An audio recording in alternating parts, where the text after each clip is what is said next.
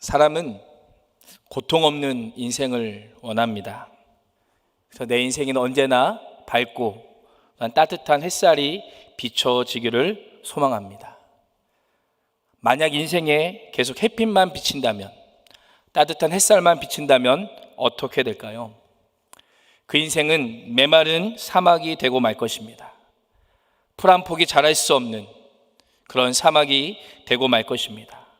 인생에는 비가 내리고 바람이 불어야 나무도 자라고 꽃도 풀도 자랄 수 있는 것입니다. 우리 인생에 따뜻한 봄날도 있고 강렬한 햇빛이 내리쬐는 여름도 있어야만 아름다운 단풍과 또 열매를 맺을 수 있는 그런 가을을 기대할 수 있는 것입니다. 그래서 우리의 인생의 고통은 독이 아니라 약이라고 할 수가 있습니다. 오늘 함께 읽은 말씀을 보면 인생의 고통스러운 네 가지 현장에 대해서, 네 가지 모습에 대해서 소개하고 있습니다. 첫 번째 고통의 현장이 4절과 5절 말씀에 기록되어 있습니다. 우리 4절과 5절 말씀을 같이 한번 화면을 보시고 함께 읽겠습니다. 시작. 그들이 광야 사막길에서 방황하며 거주할 성읍을 찾지 못하고 줄이고 목이 말라 그들의 영혼이 그들 안에서 피곤하였도다. 아멘. 말씀해 보면 첫 번째 우리의 인생의 고통은 나그네 인생 고통입니다. 광야 사막길을 열심히 걷고 있지만 정착할 마을을 찾지 못해 애타는 배고픔과 목마름을 경험한 그 나그네처럼 우리의 인생도 그러한 것입니다. 오늘 말씀해 보면 그 배고픔과 목마름이 얼마나 심했던지 영혼이 그들 안에서 피곤하였다라고 말씀하고 있습니다. 우리의 인생이 그렇지 않습니까? 나름 열심히 산다라고 살아가지만 우리의 인생을 가만히 들여다보면 어디에 정착하지 못한 채 우리가 하나님을 믿는다라고 하지만 세상과 하나님 사이에서 방황하다가 때로는 하나님께 나왔다가 때로는 세상에 붙었다고 하면서 방황하면서 영적인 배고픔과 영적인 목마름에 허덕이는 것이 우리의 인생이고 그것이 우리의 고통이라고 성경은 말씀하고 있습니다. 두 번째 고통의 현장이 10절과 11절 말씀에 있습니다. 우리 화면에 보시고 함께 읽겠습니다. 시작. 사람이 흑암과 사망의 그늘에 앉으며 공고한 쇠사슬의 매임은 하나님의 말씀을 거역하며 지존주의 뜻을 멸시함이라. 아멘. 두 번째 고통받는 인생은 무엇이냐면 무엇인가에 매여 있고 무엇인가에 묶여 있는 인생의 고통입니다. 사람의 인생은 무엇인가에 매여 있습니다. 어떤 사람은 예수 그리스도에게 매여 있고요. 어떤 사람은 도박에 매여 있고요. 어떤 사람은 술과 또 이 세상의 문화에 매여 있습니다. 세상의 것에 묶여 사는 그 인생의 특징은 공고합니다. 그것에서 떠나면 죽을 것 같고 죽을 것 같아서 그것을 끊지 못하고 떠나지 못한 채 살아가는 인생, 오늘도 그 무엇인가에 매여서 꼭 붙들려야만 살아가는 인생이 우리의 인생이라고 성경은 말씀하고 있습니다. 그것이 세상이든 그분이 예수 그리스도는 우리는 누군가에게 또는 무엇인가에 붙들려 살아간다라고 하는 것입니다. 세 번째 고통의 현장이 17절과 18절 말씀에 있습니다. 우리 화면에 보시고 같이 함께 읽겠습니다. 시작. 미련한 자들은 그들의 죄악의 길을 따르고 그들의 악을 범하기 때문에 고난을 받아 그들은 그들의 모든 음식물을 싫어하게 되어 사망의 문에 이르렀도다. 아멘. 세 번째 고통당하는 인생의 모습은 무엇이냐면 질병으로 인한 고통입니다. 그들의 죄악으로 인한 그 질병의 고통. 오늘 말씀해 보면 얼마나 중병이었는지 음식을 싫어하고 사망의 문에 이르게 할 정도의 고통 가운데 있다라고 말씀하고 있습니다. 네 번째 고통의 현장이 23절과 24절에 있는데요. 우리 23절, 24절 말씀도 같이 읽겠습니다. 시작. 배들을 바다에 띄우며 큰 물에서 일을 하는 자는 여호와께서 행하신 일들과 그의 기이한 일들을 깊은 바다에서 보나니. 아멘. 마지막 고통은 인간의 힘으로 막을 수 없는 자연의 환경과 자연의 재해로 인한 고통입니다. 성경이 말씀하는 이 네 가지 고통을 우리의 현재의 삶의 모습에 한번 비추어서 생각해 보시기 바랍니다. 우리의 인생이 말씀과 전혀 다른 고통을 경험하고 있는 것이 아닙니다. 하나님의 말씀이 말하는, 하나님의 말씀이 우리에게 말씀하는 그 네 가지 고통 가운데 우리 또한 똑같이 놓여 있고 그 고통 가운데 살아가고 있음을 우리는 보게 됩니다. 누군가는 사막의 길에서 방황하고 쉴 곳이 없는 그 시인처럼 인생의 그 어느 곳에 정착하지 못하고 쉼을 얻지 못하고 여기 기웃거리고 저기 기웃거리는 인생, 나그네 인생이 우리의 인생입니다. 또 우리가 머리로는 하나님과 재물을 동시에 섬길 수 없기 때문에 하나님만이 나의 전부입니다라고 고백하며 살아가지만 살다 보면 우리는 재물이라고 하는 그 사슬에 매어서 복음 안에서 자유를 누리지 못하는 고통도 우리에게 있다라고 하는 것입니다. 또한 오늘날과 같은 상황에 뜻하지 않는 바이러스와 같은 질병들, 또한 요즘 계속해서 몰아치는 태풍과 같은 자연재해의 중심에 서 있는 것이 오늘을 살고 있는 우리의 인생의 실존입니다. 이러한 고통의 문제를 우리는 어떻게 대처하고 어떻게 대항해 나가야 될까요? 가장 먼저 우리에게 필요한 것은, 인생이란 것은 고통의 연속임을 인정하는 것입니다. 같이 한번 따라해 보겠습니다. 인생은 고통의 연속입니다. 아멘. 인생은요, 고통의 연속입니다. 인생에는 고통이 언제든지 찾아올 수 있고 우리의 인생길에는 고통이란 것이 결코 우리와 떨어지지 않고 우리와 함께 한다라는 것을 우리는 먼저 인정해야만 합니다. 이 인정하는 것으로부터 고통의 해결은 시작이 됩니다. 오늘 2절과 3절 말씀을 같이 한번 읽어보겠습니다. 2절 3절입니다. 시작. 여호와의 속량을 받은 자들은 이같이 말할지어다. 여호와께서 대적의 손에서 그들을 속량하사 동서남북 각 지방에서부터 모으셨도다. 아멘. 고통 가운데 우리에게 필요한 자세를 말씀하기를, 여호와께서 대적의 손에서 속량하사 동서남북 각 지방에서 모으셨도다라고 고백하는 것입니다. 당시 이스라엘 백성들이 바벨론 포로에서 해방되고 귀환한다라고 하는 것은요, 주변 나라들 그 누구도 상상하지 못했던 놀라운 일이었습니다. 그렇기 때문에 오늘 성경 말씀은 대적의 손에서 속량하신 그 놀라운 하나님의 구속의 은혜를 감사할 것을 촉구하고 있습니다. 우리에게는 이보다 더 큰 놀라운 은혜가 있습니다.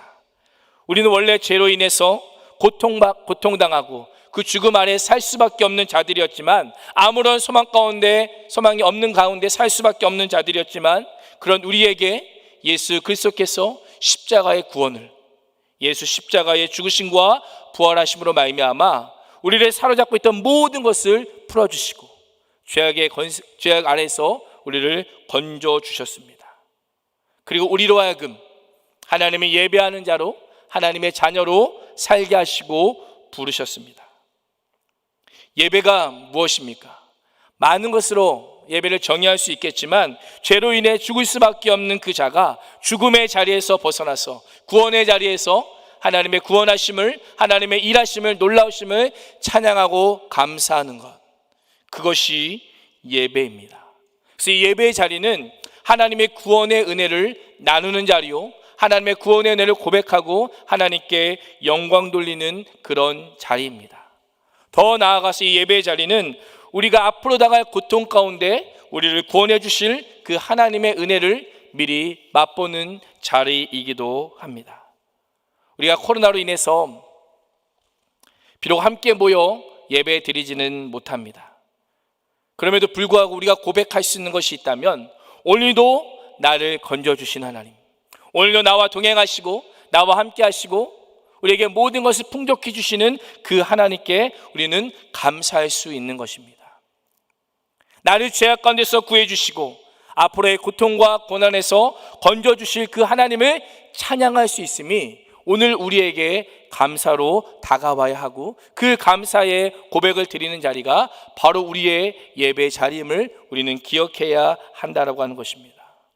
오늘 말씀은 고통의 중심에서 그 예배의 자리에 있을 것을 우리에게 명령합니다. 고통의 중심에서 하나님의 구원의 은혜를 찬양하고 그 구원의 은혜에 감사할 것을 우리에게 명령하고 있습니다. 오늘 또 요즘 상황이 힘들고 또 우리의 일상이 고통스럽고 혼란스러울지라도 오늘 이 예배의 자리에서, 또 앞으로 드려지는 그 영상 예배의 자리에서 하나님의 구원하심을 경험하는 우리 나건의 성도들이 되시기를 주님의 이름으로 축복합니다. 오늘 함께 읽은 말씀을 보면 이 고통의 길을 걷는 자들, 고통 가운데 살아가는 자들의 성경 인물들의 공통점이 기록되어 있습니다. 우리 6절과 13절 말씀을 같이 한번 읽어보겠는데요. 6절 말씀 같이 한번 화면을 보시고 읽겠습니다. 시작. 이에 그들이 근심 중에 여호와께 부르짖음에 그들의 고통에서 건지시고. 아멘. 13절 말씀도 같이 읽겠습니다. 시작. 이에 그들이 그 환난 중에 여호와께 부르짖음에 그들의 고통에서 구원하시되. 아멘. 6절과 13절 말씀을 보시면 공통점이 있습니다. 어떤 공통점이 있습니까? 그들이 근심 중에 여호와께 부르짖었다. 그들이 환난 중에 여호와께 부르짖었다라고 하는 것입니다. 오늘 말씀을 보면 그들이 고통 중에서 자신의 힘으로 무엇인가를 해보겠다라고 발버둥치지 않습니다. 누군가를 찾아가거나 누군가에게 조언을 얻거나 세상에 무엇인가를 의지하지 않습니다. 하나님 앞에 나와서 겸손하게 하나님께 부르짖고 있습니다. 이렇게 살아갔던 인물이 바로 다윗입니다. 다윗이 골리앗을 물리치자 많은 사람들이 다윗을 찬양하기 시작합니다. 그러자 왕이었던 사울은 그 인기가 높아지는 다윗을 죽이겠다는 결심을 하고 다윗을 쫓게 됩니다. 그러던 어느 날 블레셋에서 생명의 위협을 느낀 다윗은 탈출하여서 동굴에 숨어 지내는 중에 이런 고백을 하게 됩니다. 시편 57편 2절 말씀 화면에 보시고 같이 한번 읽겠습니다. 시작. 내가 지존하신 하나님께 부르짖으며 곧 나를 위하여 모든 것을 이루시는 하나님께로다. 아멘. 다윗이 생명의 위협을 느낀 그 고통 중에서 어떻게 합니까? 지존하신 하나님께 부르짖고 있습니다. 다윗이 부르짖는 하나님이 어떤 하나님입니까? 2절 하반절의 말씀을 보면 나를 위하여 모든 것을 이루시는 그 하나님이시다라고 말씀하고 있습니다. 다윗이 믿고 고백하는 하나님은 자신을 위해서 하나님께서 나를 향한 그 목적들을 이루어 가시는 그 하나님께 내가 고백하고 그 하나님을 내가 찾고 있습니다라고 다윗은 기도하며 나아가고 있는 것입니다. 이 말씀 앞에 우리의 모습을 한번 돌아보기를 소망합니다. 우리가 고통 가운데 하나님께 부르짖는 것 쉬운 일일까요? 어려운 일일까요? 답이 다양할 것 같습니다. 제 개인적인 생각으로는 어려운 일은 아닌 것 같습니다. 왜냐하면 첫째, 돈이 들어가지 않습니다. 우리가 무엇인가를 할 때 누군가를 상담하거나 누군가를 찾아가면 얼마의 대가를 지불하고 그들에게서 상담을 받아야만 합니다. 그러나 하나님께 나아가 부르짖는 것은요, 돈을 지불하는 일도 아니고요, 어찌 보면 매우 단순한 일입니다. 그러나 우리는 이거 하나님께 나와서 하나님께 부르짖는 것을 매우 복잡하고 어렵게 생각하는 경향이 있습니다. 이 시대가 빠름을 추구합니다. 어떻게 해서든 더 빨리 택배가 와야 되고, 더 빨리 주문한 물건이 와야 되고, 더 빨리 인터넷이 돼야 되고, 무엇인가 빨리를 추구하는 시대에 이리저리 뛰어다니면서 그 고통의 문제를 해결하는 우리의 모습을 보게 됩니다. 하나님께서 우리에게 말씀합니다. 우리의 고통의 문제를 가장 빨리, 가장 분명하게 해결할 수 있는 길은 하나님께 부르짖는 것이다. 누군가에게 찾아가서 그에게 답을 구하는 것이 아니라, 무엇인가를 의지하고 그것에서 답을 찾는 것이 아니라 여호와 하나님 앞에 나와서 그 고통의 문제를 부르짖으면 하나님께서 응답하신다라고 우리에게 말씀하고 있습니다. 더 이상 가장 느린 해결책을 찾지 않기를 원합니다. 가장 느린 해결책에서 머물러 있지 않기를 원합니다. 우리가 고통 가운데 선택할 수 있는 두 가지 길이 있습니다. 한 가지 길은 그 고통 때문에 하나님께 등을 돌리며 살아가는 것입니다. 두 번째 길은 그 고통 때문에 하나님 쪽으로 돌아서서 하나님께 고통을 맡기는 겁니다. 그 고통 때문에 하나님과 등질 것인가, 그 고통 때문에 하나님과 함께 할 것인가가 우리에게 달려 있습니다. 내가 하나님과 등지고 살아갈 것이냐, 아니면 하나님과 함께 살아갈 것인가? 이 문제는요, 고통의 크기에 달려있지 않습니다. 그 고통의 종류나 그 고통의 깊이에 달려있지 않습니다. 우리의 믿음에 달려있습니다. 우리의 믿음이 어떠한 믿음이냐, 그 고통 때문에 하나님과 가까워지려고 하는 믿음이냐, 하나님과 멀어지려고 하는 믿음이냐, 그 고통 때문에 하나님께 부르짖는 믿음이냐, 그 고통 때문에 하나님과 등지려고 하는 그 믿음이냐, 우리의 믿음에 그의 모습이 달려있다라고 하는 것입니다. 어찌 보면 우리에게 달려있습니다.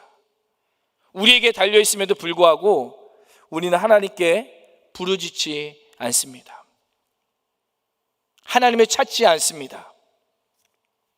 다양한 이유가 있겠지만 우리의 생각에 이런 상황은 하나님께도 뾰족한 수가 없다라고 생각할 때가 있습니다. 의사를 찾아봐도 이거는 불가능합니다. 누군가에게 도움을 요청해도 이것은 불가능합니다라고 이야기를 들었는데 어찌 하나님이 할 수 있겠느냐? 부르짖어도 답이 나오지 않는다라고 우리는 생각하기에 하나님께 나오지 않고 하나님을 찾지 않습니다. 그런데 오늘 아까 읽었던 6절 말씀을 다시 보시면 여호와께 부르짖음에 그 다음이 무엇이라 말씀합니까? 그들의 고통에서 건져주시고, 여호와께 부르짖음에 그들의 고통에서 구원하시고, 19절에도 보면 여호와께 부르짖음에 그가 그들의 고통에서 그들을 구원하시되라고 말씀합니다. 이 말씀을 보면서 여호와 하나님께 부르짖는 것과 여호와 하나님께서 응답하시는 것이 마치 한 모습처럼 이어져 있습니다. 부르짖는 것 따로 응답되는 것 따르는 것이 아니라 부르짖는 것이 곧 하나님께 응답받는 것이다라고 하는 느낌을 받았습니다. 우리가 부르짖는다는 것은요, 하나님께서 응답하기를 시작하셨다는 것으로 우리는 이해할 수 있는 겁니다. 오늘 말씀에 보면 여호와께 부르짖으면 그 고통에서 건져주시고 인도하여 내시겠다라고 말씀하고 있습니다. 우리가 고통의 현장에서 해야 될 일은요, 딱 한 가지예요. 무엇일까요? 하나님께 부르짖는 것입니다. 그 고통을 가지고 나와서 하나님을 찾고 하나님 쪽으로 돌아서는 것, 하나님의 등지며 살아가는 것이 아니라 하나님 쪽으로 우리의 얼굴을 향하여 그 하나님 앞에 엎드리고 그 하나님 앞에 낮아지는 것이 우리에게 필요한 모습이라고 하는 것입니다. 요즘 우리 사회를 한번 둘러보십시오. 사실 할 수 있는 게 많지 않습니다.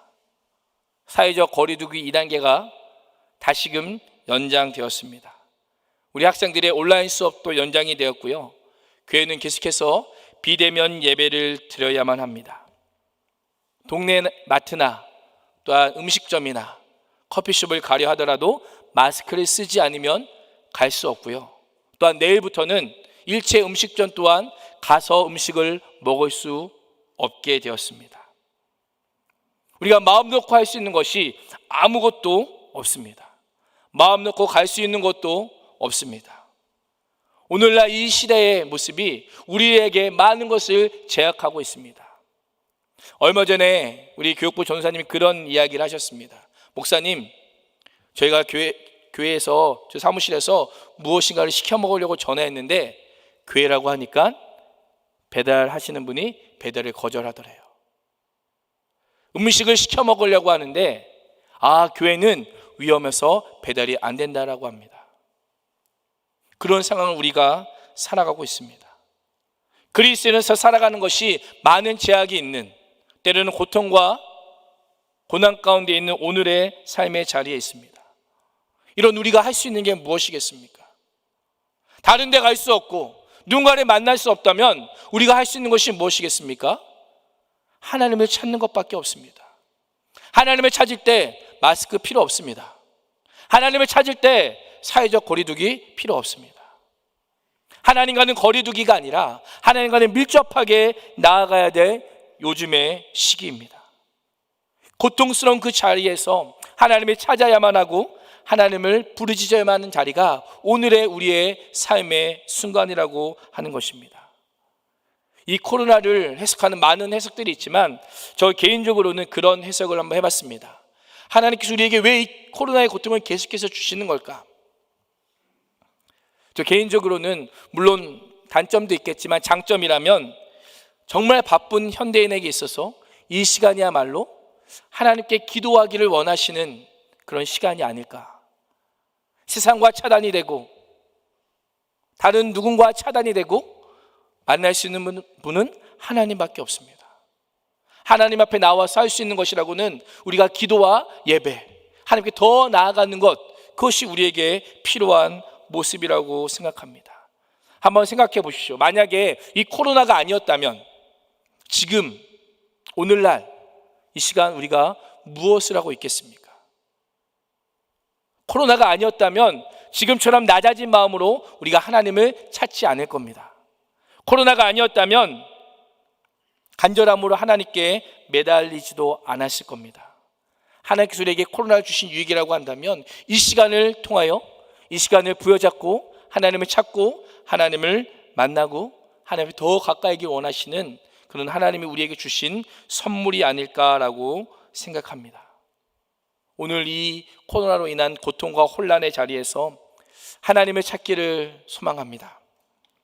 오늘 말씀은 부르짖을 때에 고통에서 건져주시고 또한 부르짖을 때에 그 어려움에서 구원해 주시겠다라고 우리에게 말씀하고 있습니다.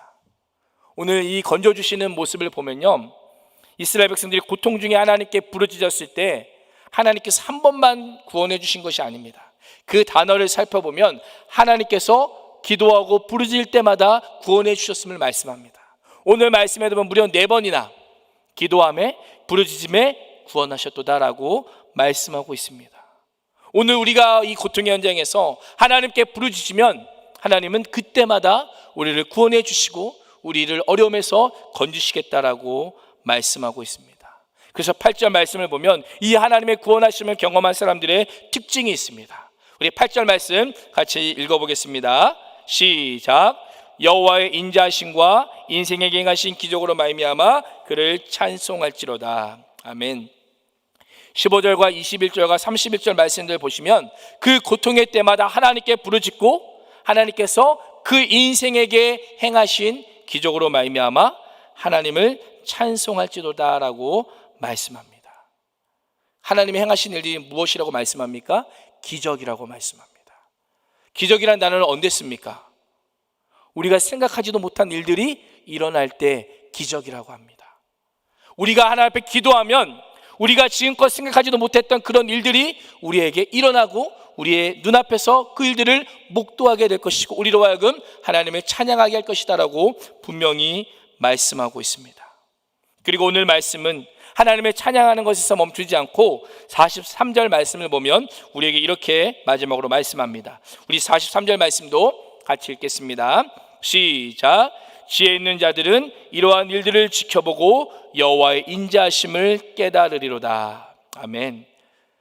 우리가 하나님 앞에 고백하고 하나님 앞에 나와서 부르짖을 때에 하나님께서 우리로 하여금 찬양하게 하시고 43절 말씀을 보면 이러한 모든 일들을 지켜보고 여호와의 인자하심. 다시 말씀드리면 하나님께서 어떠한 분인지를 깨닫게 하는 그런 은혜를 우리에게 주시겠다라고 말씀합니다. 하나님 앞에 부르짖을 때 주시는 은혜들이 너무나 놀랍습니다. 첫 번째, 응답해 주십니다. 그 응답은 어떤 응답이에요? 우리의 머리로 이해되는 응답이 아니고 머리를 뛰어넘는, 우리의 지식을 뛰어넘는 기적의 응답입니다. 두 번째, 우리로 하여금 찬양하게 하십니다. 세 번째, 우리로 하여금 그 하나님의 어떠하심 또한 알게 하십니다. 이것이 우리가 고통 가운데 하나님 앞에 나아가면 주시는 하나님의 은혜입니다. 혹시 지금 고통의 자리에 계십니까? 그 고통 때문에 하나님과 등 돌리고 계십니까? 아니면 하나님 쪽으로 향하여 엎드려지고 있습니까? 오늘도 그 고통 때문에 하나님과 멀어지지 않기를 소망합니다. 오늘도 그 고통 때문에 하나님과 가까워지고 오늘도 그 고통 때문에 하나님 앞에 엎드려지기를 소망합니다. 이 코로나 시간 우리에게 정말 힘든, 교회적으로도 힘든 시간을 보내고 있지만 우리의 개인적인 삶의 모습에서는 하나님과 더 가까워지고 하나님의 마음을 더 알고 하나님 앞에 더 엎드려져서 우리의 인생의 고통에서 해방되어서 우리의 인생의 기적을 베푸시는 그 하나님의 은혜와 사랑을 찬양하는 우리 나관의 성도님 되시기를 주님의 이름으로 축원합니다. 기도하겠습니다. 살아계신 하나님, 오늘 주신 말씀 앞에 우리가 엎드려집니다. 오늘 우리의 인생은 고통 가운데 있지만 오늘 우리의 인생에 기적을 베풀어 주시고 우리로 하여금 찬양하게 하시고 하나님의 어떠하심을 알게 하시는 그 하나님의 놀라운 은혜를 기대하며 오늘도 주님 앞에 나아갑니다. 주님 부르짖을 때에 응답하여 주시고 부르짖을 때에 하나님 역사하사 우리로 하여금 하나님의 백성다움을, 하나님의 자녀다움을 깨달아 알 수 있도록 인도하여 주옵소서. 그렇게 하실 주님의 이름을 찬양하며 감사하며 살아계신 예수님의 이름으로 간절히 기도합니다. 아멘. 찬송가